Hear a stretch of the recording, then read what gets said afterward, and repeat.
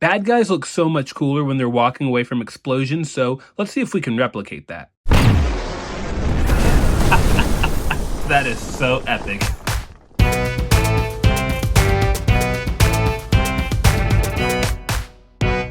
Hello guys, it's Alan the Collector, and today we've got another G.I. Joe Classified review. We're taking a look at the Deluxe Cobra Metalhead. And I must say, it's always a good day when we get to add new Cobra factions to our ranks. Here we have Metalhead featured in the Classified line's new sleek window box packaging, which gives us a clear look into everything that this guy includes. Here we have the Iron Grenadier logo, followed by Metalhead's name on the bottom, and then some spiffy artwork featuring our titular character. When we flip it around to the back, we get some nice digital rendering of this character and all the poses that you might be able to get him in. We also get some nice detailed images highlighting some of his accessories. Now when we flip it to this side of the packaging, we get a QR code you can scan along with some emblems indicating Metalhead's different skill sets. I don't know what any of them mean, but you guys can figure that out on your own time. And then when we flip it to this side of the packaging, we just get more artwork, and then, oh, he's 118 in the line. Man, there's a lot of figures, and I've got a lot of them on my shelf. I can't wait to see how cool this guy looks along with them, but first, to do that, we gotta crack him open.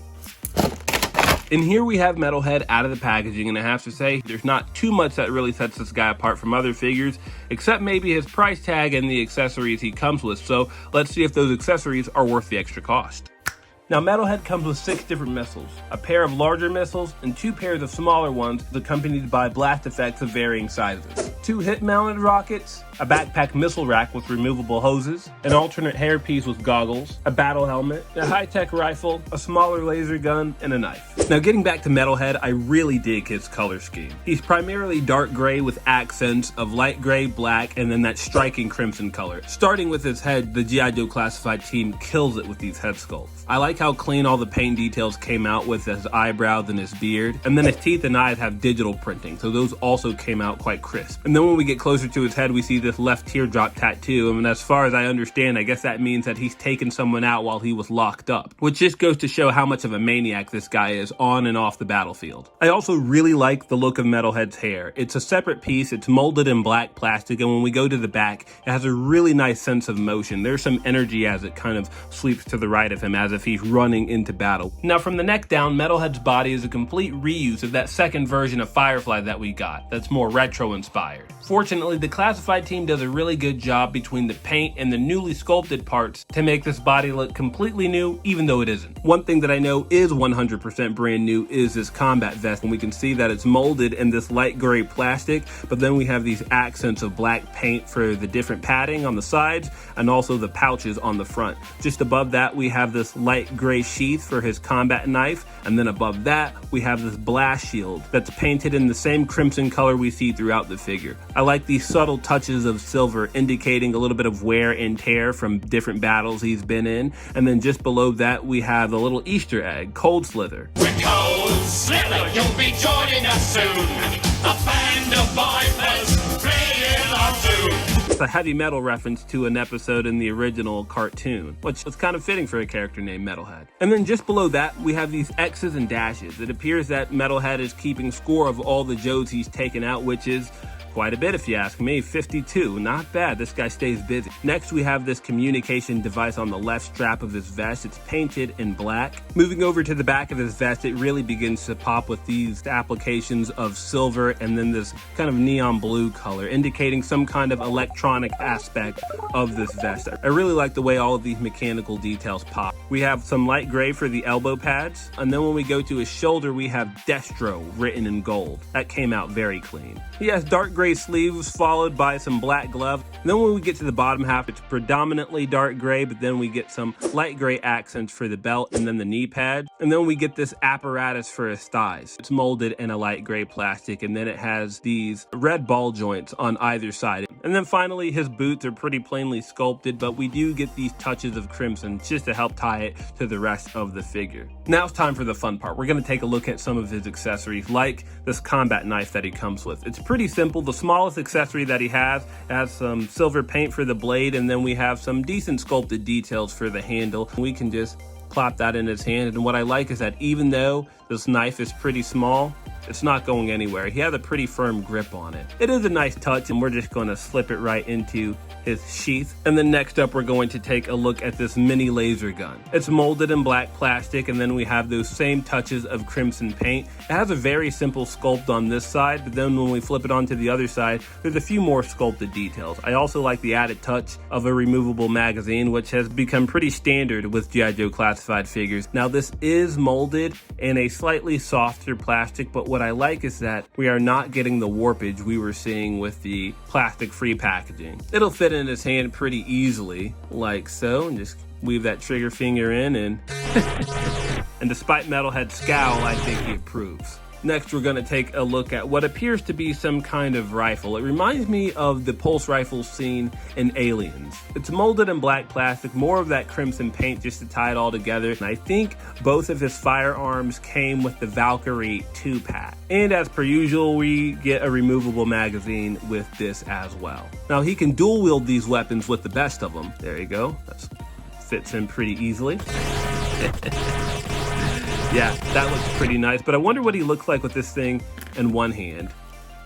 Here, we're gonna take it out of his left hand and then just weave that here this way, and yep, pretty nice. He looks like he's ready to go into battle with this weapon, but one thing I will mention is that, like that mini laser, it is molded in a softer plastic, and you can kind of see that it's already getting kind of bent just being in his grip like this. I could pose him a little bit better, but be warned, if you leave him on the shelf this way, we don't want to permanently warp this weapon. But who needs those firearms when you have these bad boys? These are his hip-mounted missile launchers. It's all molded in black plastic, but I tell you what, this silver paint does a whole lot to bring this weapon to life. These circular indentions are a neat touch as well, giving you the impression that they may serve a similar function to the holes found on the chamber of a flamethrower to assist with gas exchanges for this weapon, or possibly cooldown time after use. Now, it's a little hard to make out because of the light, but there is a peg hole located inside each one of the barrels on the silver painted portion of this weapon. Those will accommodate some of the blast effects that we've gotten in the classified line so far. And then we have a slightly larger peg hole in the middle of the two barrels that will be used for the hoses on his backpack. Other than that, we just get a simple socket here so we can plug these straight to his thighs. My thighs? And then you blow up. Plug one right here, lift his arm up, and then we'll plug the other one like so. Now, I will say, be warned, even though these are on ball joints, watch what happens when I try to articulate them. You see how it wants to just kind of go back to its original position? That's because the peg is made out of a softer plastic, and that ball joint isn't rotating within the socket. It's actually twisting the peg it's attached to, which means if you're not careful, you could tear this whole thing off. Oh, come on. Fortunately, you can pop this off easily enough and then just reposition it, but it was a very big missed opportunity not to have these articulate more freely. I know it's technically designed that way, but it fails in its execution. Next, we'll bring out his backpack missile rack. It's all molded in black plastic, but we do get more of that silver paint on the ends of these shoulder-mounted missile launchers, and I like all the sculpted details we get on this apparatus. There's so much to really bring this thing to life to make it look like a real piece of machinery, especially when we get to the back. And then we also get these hoses that will plug into his hip-mounted missile launchers as well. So we're just going to line everything up.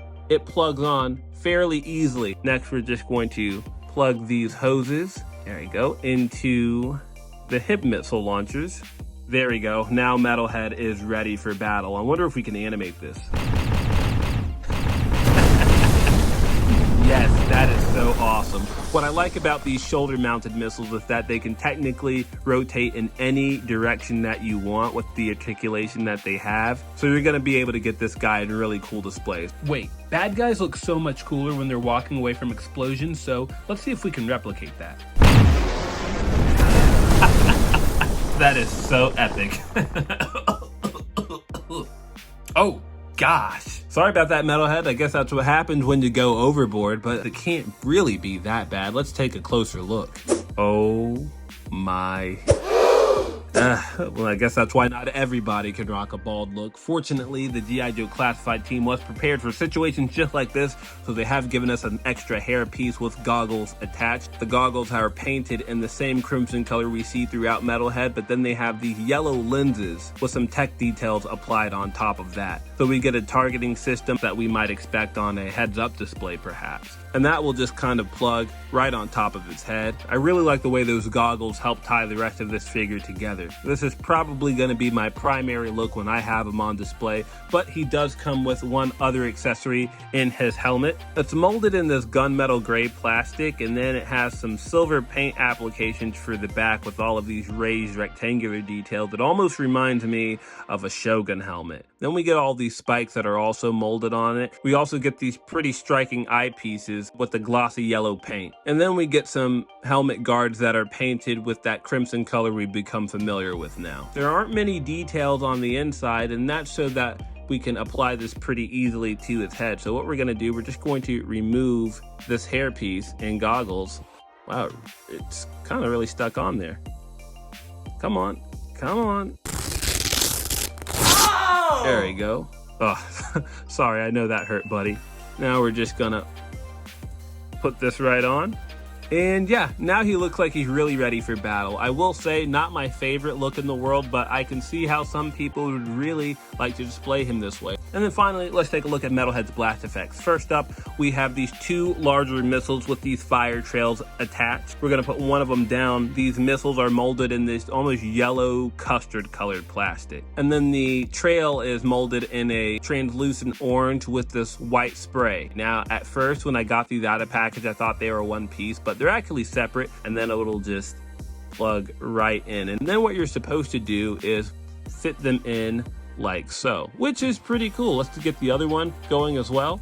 Ah, perfect. That looks pretty nice if you ask me. If you're feeling fancy, these blast effects can also plug in to the back here as well. Finally, let's take a look at these four smaller missiles. They're molded in that same yellow custard colored plastic that we got for the larger ones. The only difference is that we get different sized blast effects. We have some medium sized ones and some smaller ones, and they'll plug into these ports the same as those larger missiles will. So that's exactly what we're going to do.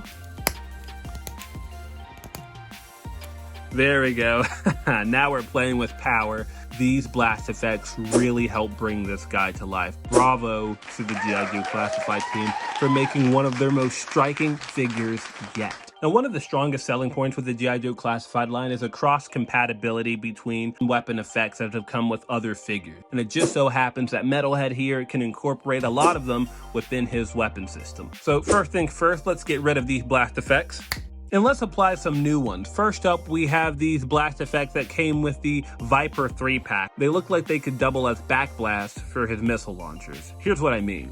And even though this peg here on the end can't fit the socket, these do a good job of frictioning in. So now, with a little bit of imagination, you can almost make it look as though these are getting ready to fire. But one problem with this setup is that, again, these don't actually peg in, so they'll fall out fairly easily. Fortunately, we can also use these longer blast effects that are also included with that Viper 3-pack. They'll just fit right in here. You just plug it in. Look at the way that looks. That's so awesome. Let's plug a few more of those missiles in. Yeah, it is a bit overkill, but for a guy like Metalhead, I think that's absolutely warranted. The other cool thing that I like is that when we remove these missiles and guns, we can reposition his missile launcher so that they double as jetpacks. And I don't know if this was the intention by the Joe team, but this looks really awesome. So I might have to get two of these guys just so I can have one on display with this apparatus. But wait! There's more! I also want to show you these rocket trail effects that came with the anti-tank drone with scrap iron. Believe it or not, these pegs on the end will actually fit into the missile launchers. So we're just going to plug them in like so. Now we're just getting ridiculous. Now, one thing that you will find is that these missiles that he comes with won't actually plug into these rocket trails. However, if you do have a bazooka figure lying around, you can utilize his rockets to plug into them. So you can still give Metalhead here some extra firepower. So yeah, this is a bit overkill, but it's so cool at the same time. Now quickly going over size comparisons, Metalhead stands about 6.3 inches tall, not including his apparatus, so that means he'll pair really nicely with Marvel Legends figures like War Machine and Iron Man. He'll also fit right in with the Power Rangers Lightning Collection. Here we have the Phantom Ranger and the Blue Centurion. Here he is with some of NECA's TMNT offerings. We have Metalhead, Chrome Dome, and Rex 1. He's absolutely dwarfed by figures of varying sizes in the Spawn line by McFarlane. We have Commando, Spawn, Overkill, and the Clown. Here he is next to some other explosive G.I. Joe characters. We have Scrap Iron, the Cobra Island Firefly, and of course the leader of the Iron Grenadiers, Destro. Here he is with a few army builders in the classified line. And then finally, here's how Metalhead looks under blacklight. Too bad, no reaction. Now as for my final thoughts, Metalhead is another strong release from the G.I. Joe classified line. I think his deluxe price point is pushing it just a little bit, but that backpack missile apparatus he has is awesome. It's one of the most creative weapons designed in the classified line so far. But perhaps the most fun that I had with this figure is pairing him up with all the other blast effects in the classified line. Not to mention all of Metalhead's other swappable accessories like his hair pieces. I think all of those aspects really help him to shine. He will set you back about $34. I got mine at Target and was able to get a tiny bit off thanks to a few promotions that were going on, so I would suggest you check there, but he's also available anywhere else you buy action figures as well. But that'll do it for this review. Don't forget to like, comment, and subscribe, and also share this video if you like what I'm doing here. You guys have shown me a lot of great support lately, and it means a lot. Stick around for a gallery at the end, and as always, collect responsibly.